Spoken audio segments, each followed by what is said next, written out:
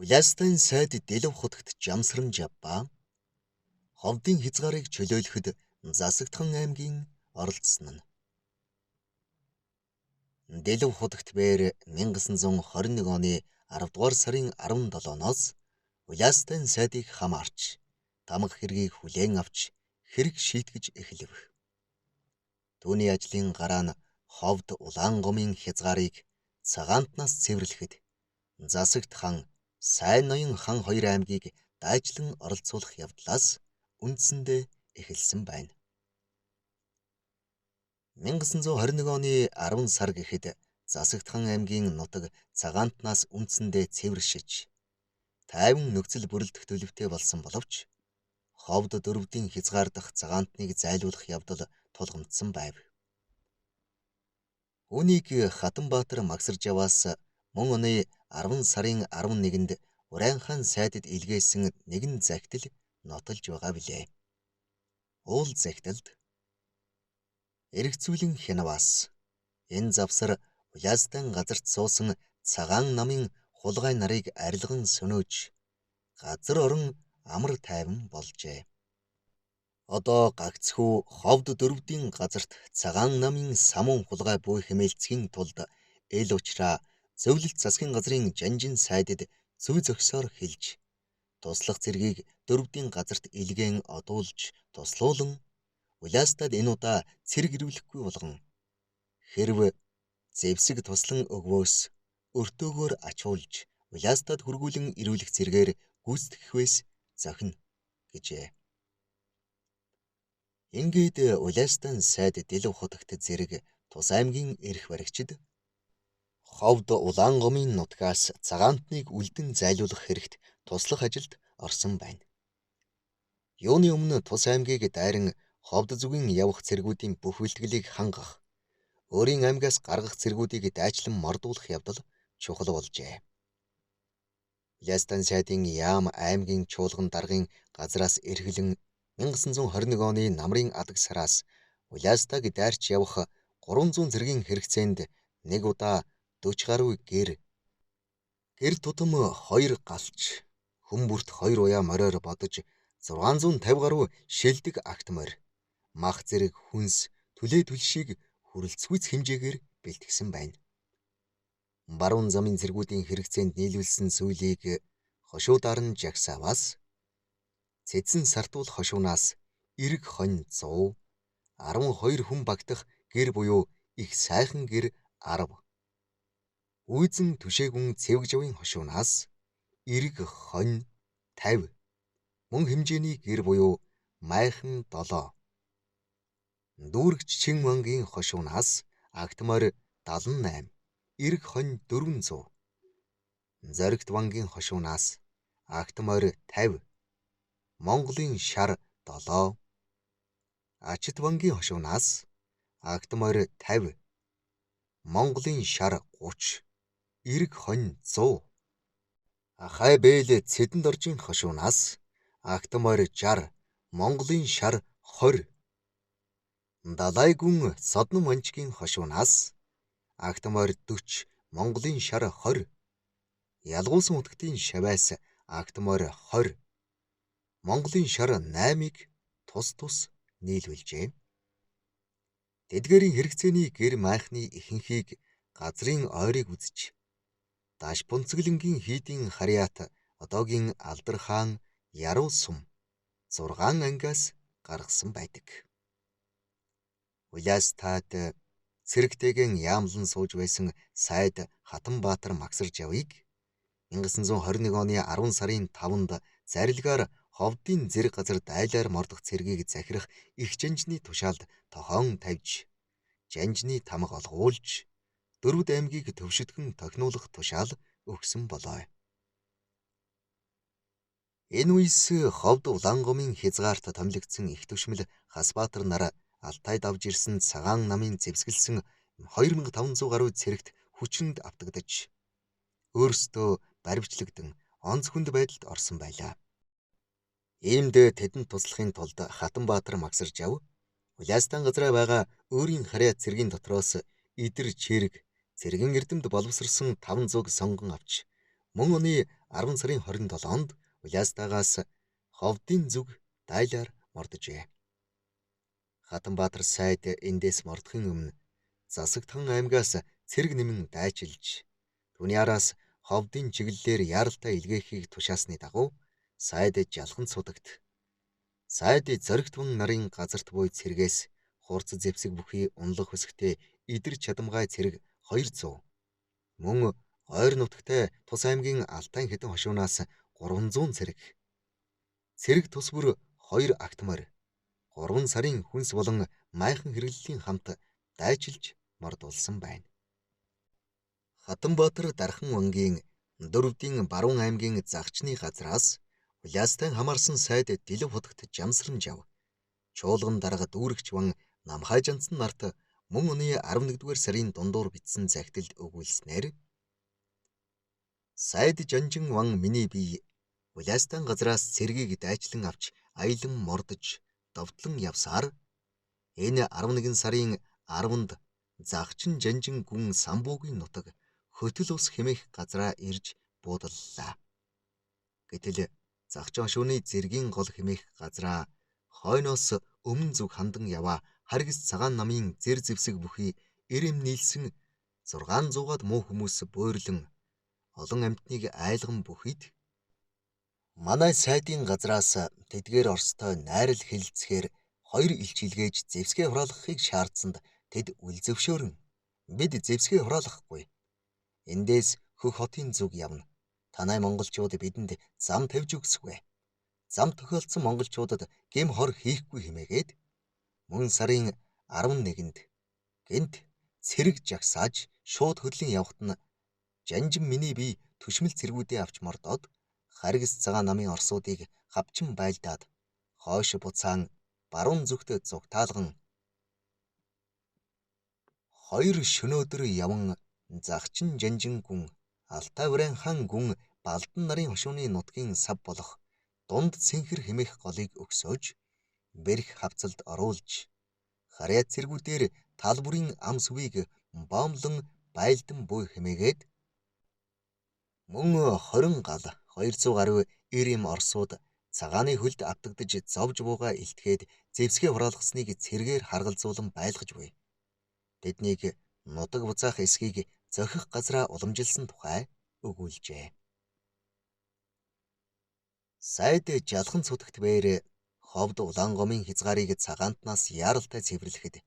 Засагтхан аймгаас дэмжлэг тусалцаа үзүүлэх явдлыг зориуд анхааран ажиллаж байв. Тэрээр 1922 оны 1-р сарын 1-нд Улаастай хамарсан Жанжны газар болон Хатанбаатар Дархан ванд бичиг илгээж уул хязгаарт цагаантантай байлдаж яваа Хатанбаатар магсарж авт хүч сэлбэг цэргүүдийг хэрхэн хаагуур оруулахыг заан тушаахтаа энэхүү хатгал харуулын газраас дайчлан мордуулсан цэрэг ангиудыг одоо эрс чигээр хойш татж явуулан жинжлэг замын айраг түлээт өртөөгөөр замнуулан сайд зөрөгт вангийн газраар дайруулан Дөрөвдийн Дэжээлэнгийн хүрээг чиглэн одуулбаас зохино гээд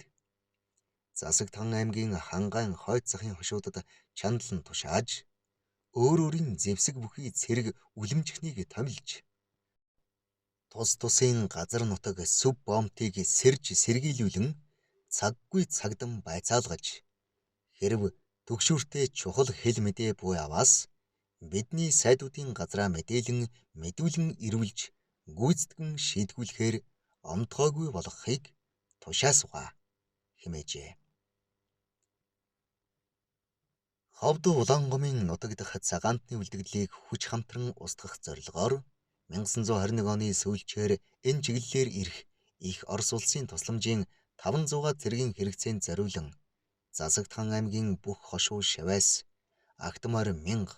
Амбан шар Суваа өвнө бүгд 300 тус бүр 10 цэрэг оргонох 50 ширхэг майхан тус нийлүүлэх болсон байна.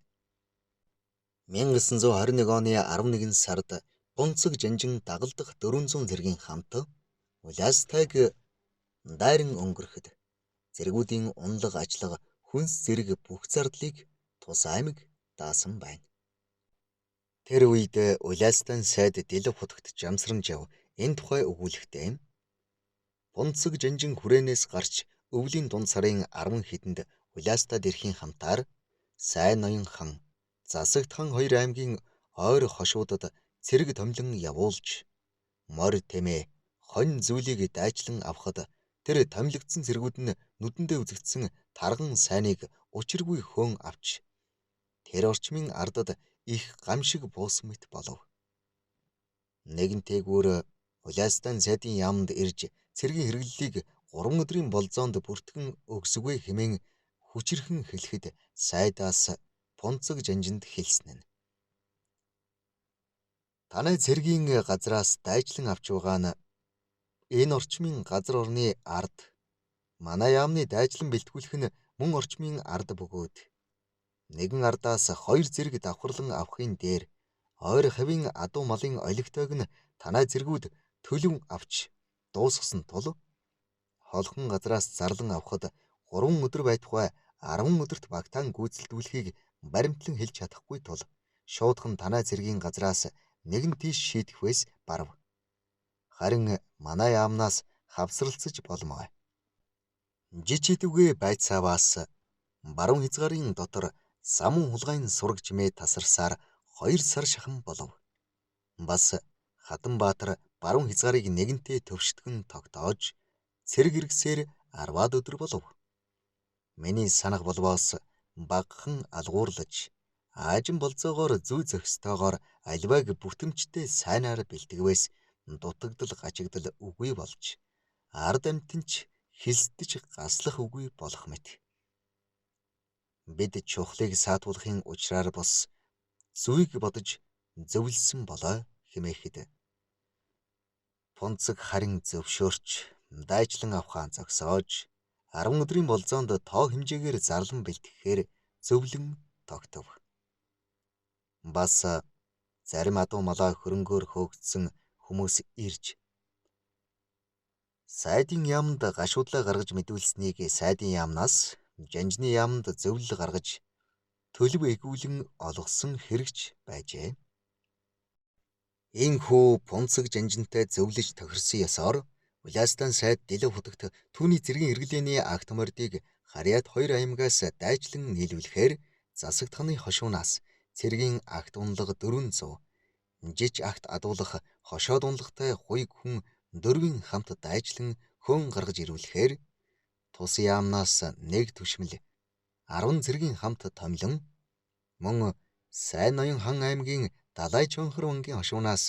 акт морь 400-г дайчлан барьж ирүүлэхээр нэг түшмэл 8 цэрэг тус илгээсэн байна. 1922 оны цагаан сарын үед баруун хязгаарын жанжин сайд Хатанбаатар дархан ван нэгэнт ховдын хязгаар тайван болсон тул ихэнх цэргээ татан буулгасан боловч газар орныг батлан сэргийлэх үүрэг бүхий 400 цэргийг дэд жанжны хамт завхан голын газараа суулгахаар тушааж тэдгээрийн 1 сарын хэрэгцээнд Тус аймгийн Сэцэн Чин бангийн зэрэг 4 хошуунаас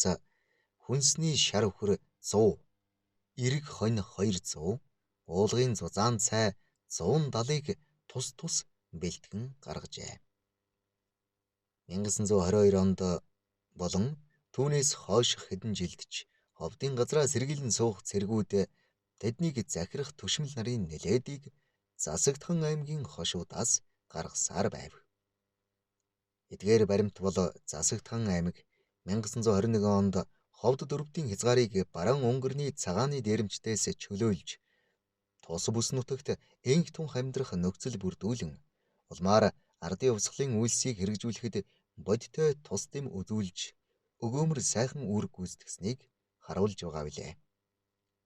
Тус хязгаарыг цагаантнаас чөлөөлөхөд идэвхтэй оролцсон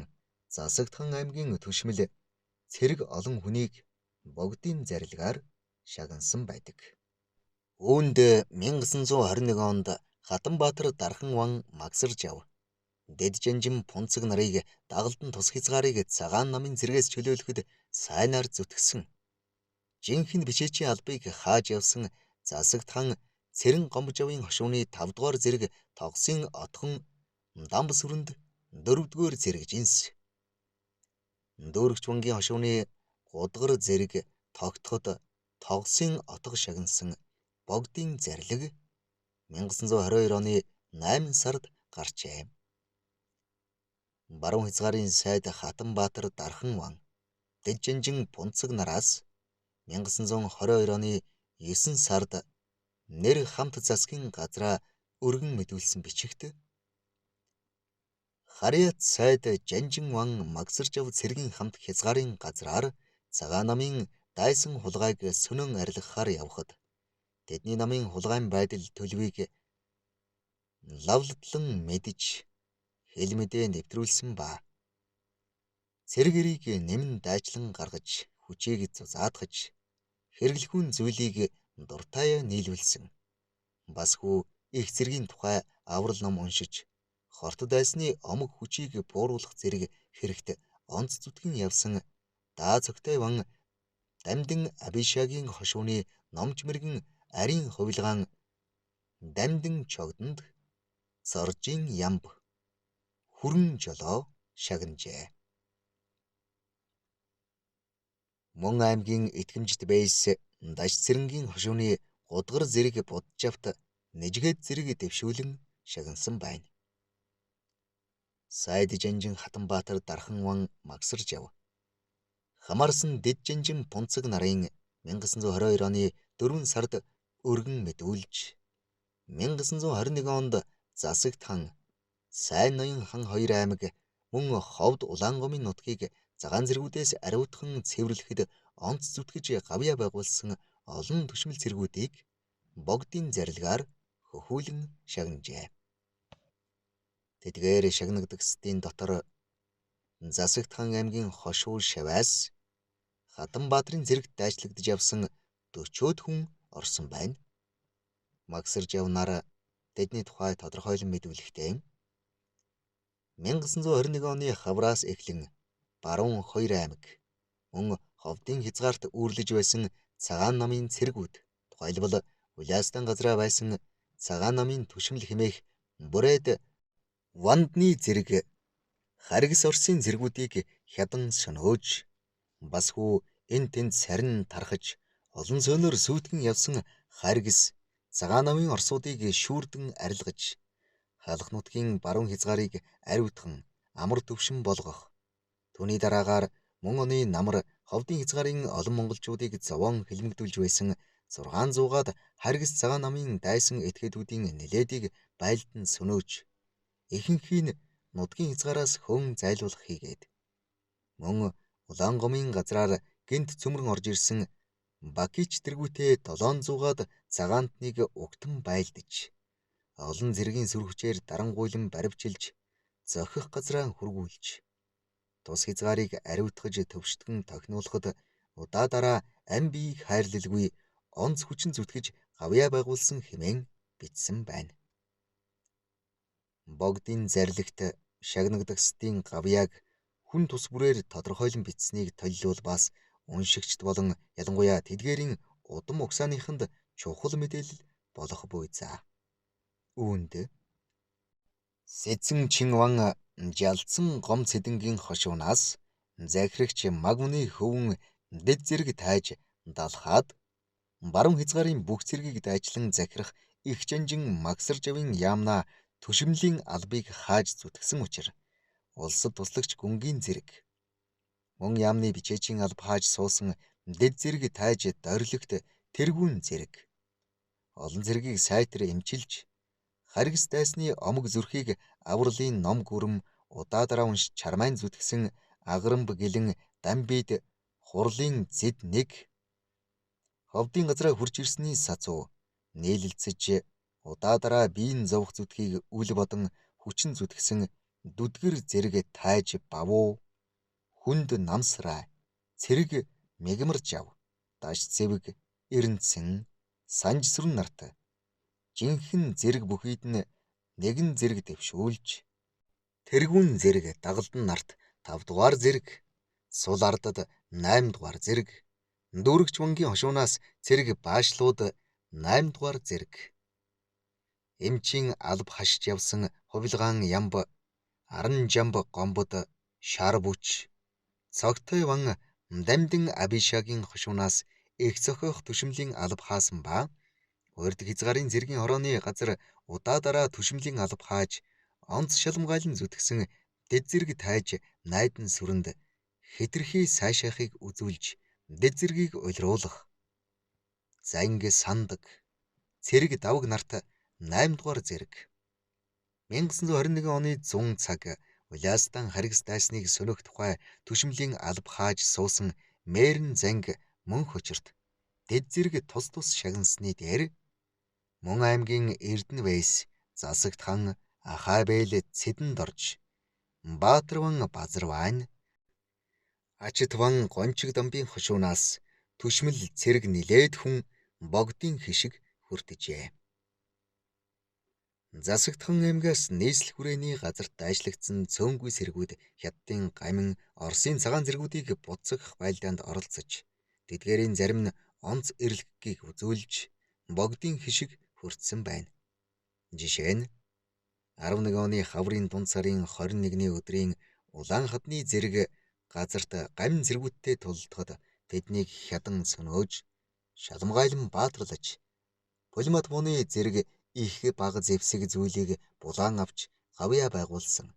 Засагтхан аймгийн Сэцэн Чинвангийн хошууны цэрэг Самбухүү Дайчинван Жалцсан Гомдоржийн хошууны Шадар цэрэг Дүдгэр цэрэг Чоомжир Дүүрэгч вангийн хошууны цэрэг Хасочир Мэргэн гүн Баян жаргалын хошууны Дамбил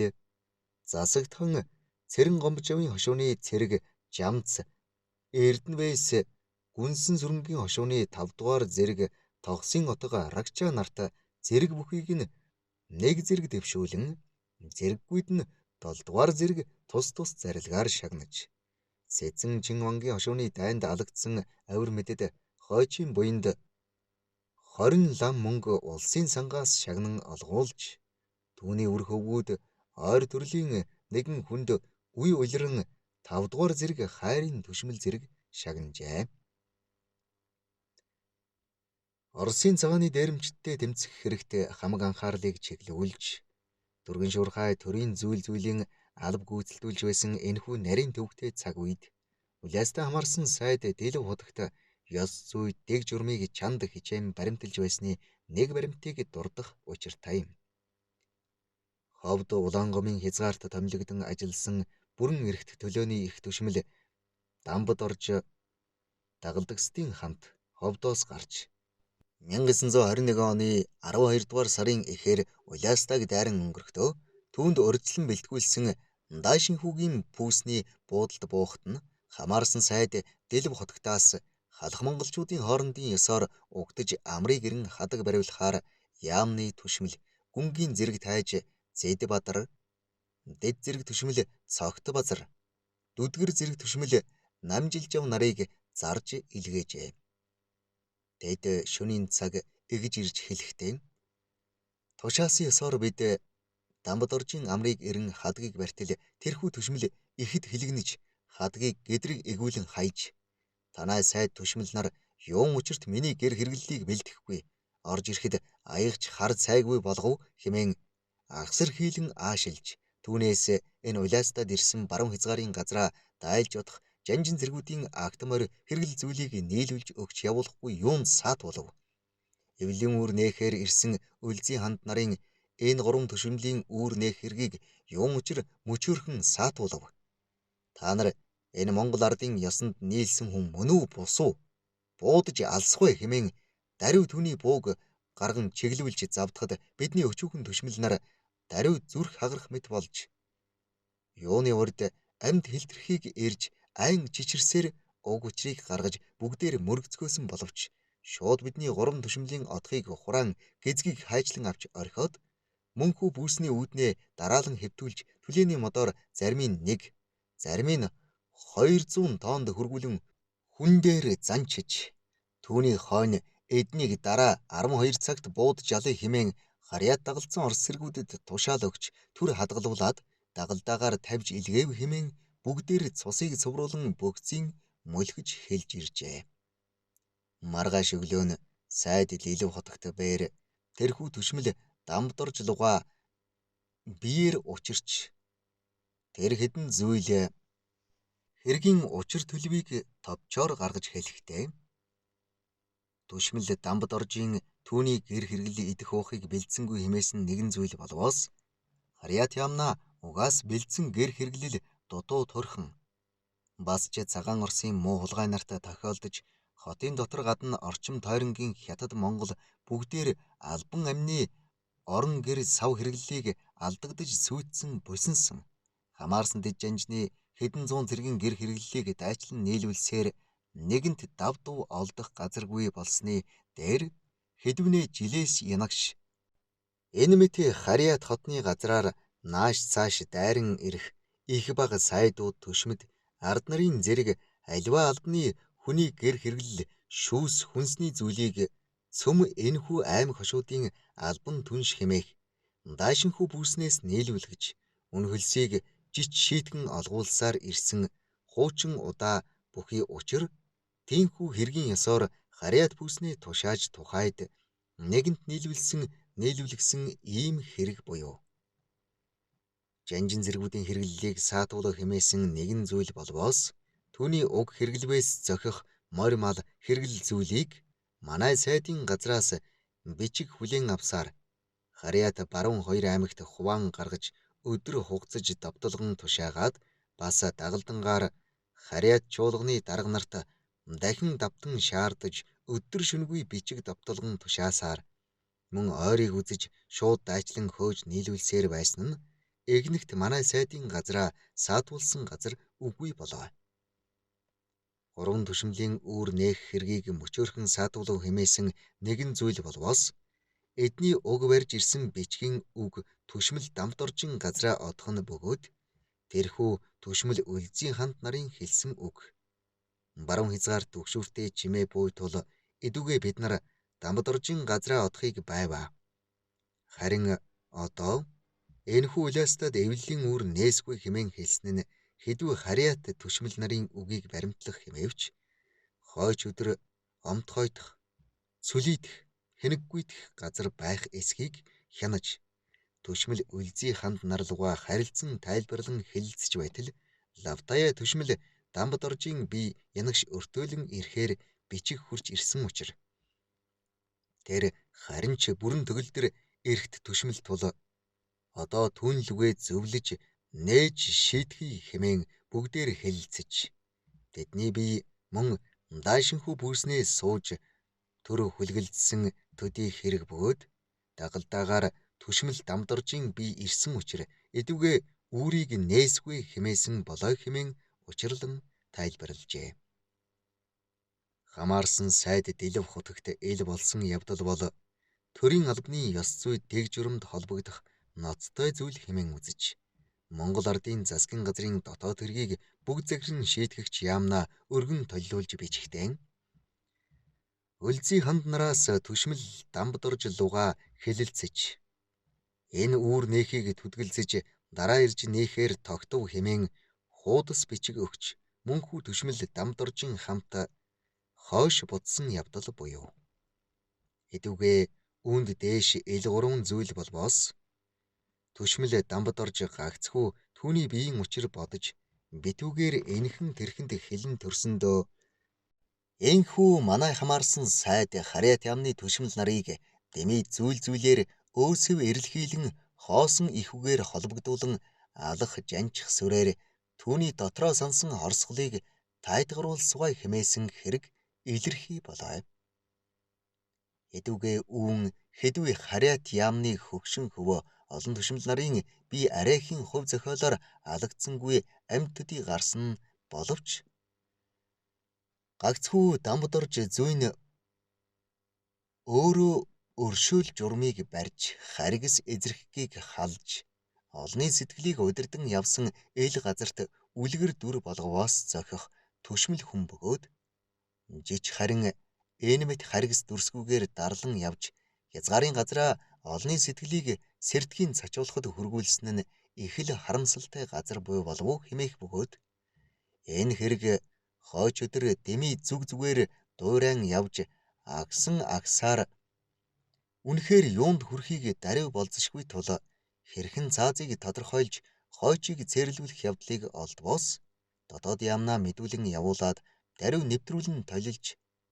заал хийлэн шийтгэж журамлан дагаж явуулахыг говь гэсэн байна. Энэхүү баримт бичигт Улястан сайдын яамны үйл ажиллагаа, цагаан самууны хор уршиг, нам засаг, эвлэл, цэргийн түшимдийн зам байдал болно. Ялангуяа төрийн ёс зүйн асуудлыг шууд хөндөснөөрөө эрхэм ач холбогдолтой юм. Мөн үүнээс шашин төрийн зүтгэлтэн сайд Дэлв хотогт Жамсран жавын улс төр оюуны дүр төрх тодорхой харагдаж байгаа билээ. Улястан сайдын эл өргөх бичгийг хүлээн авсан ардын намын удирдлага, засгийн газар хэрэгсэн талаараа баримт одоогоор өгүүлэгдэж байгаа юм. Гэвч тэр үед цухалзан илэрч байсан хэд ховсгалчирхан бардамдах үзэгдлийг цохон хэлж, тэрхүү үзэгдэл бол харгас эзэрхийг халж буй ардын засгийн ёсонд харш бөгөөд олны сэтгэл санааг цочирдуулан үүмүүлж,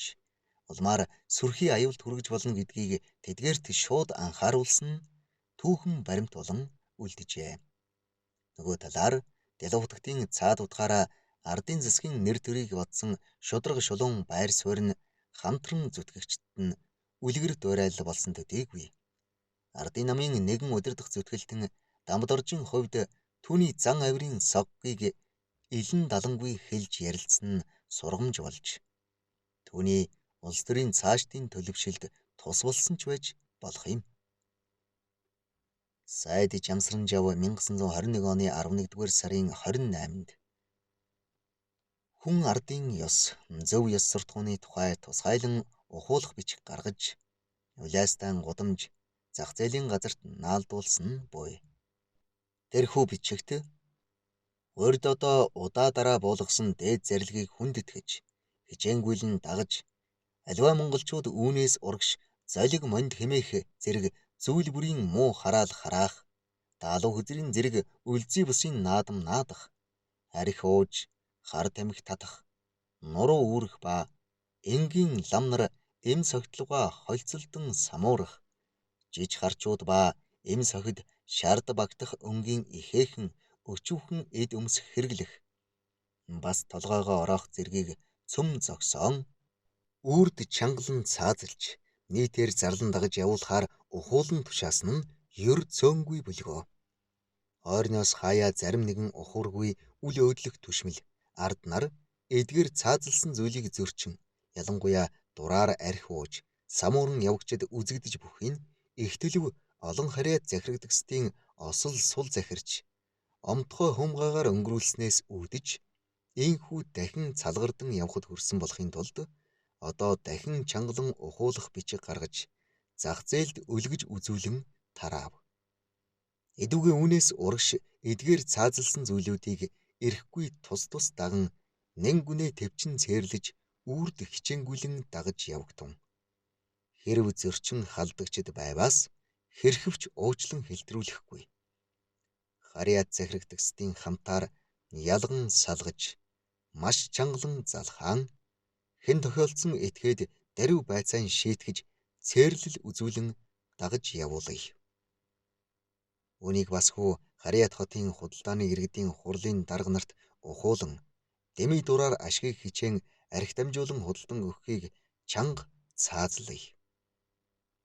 Бүү зөрчин халд тугай гэжээ.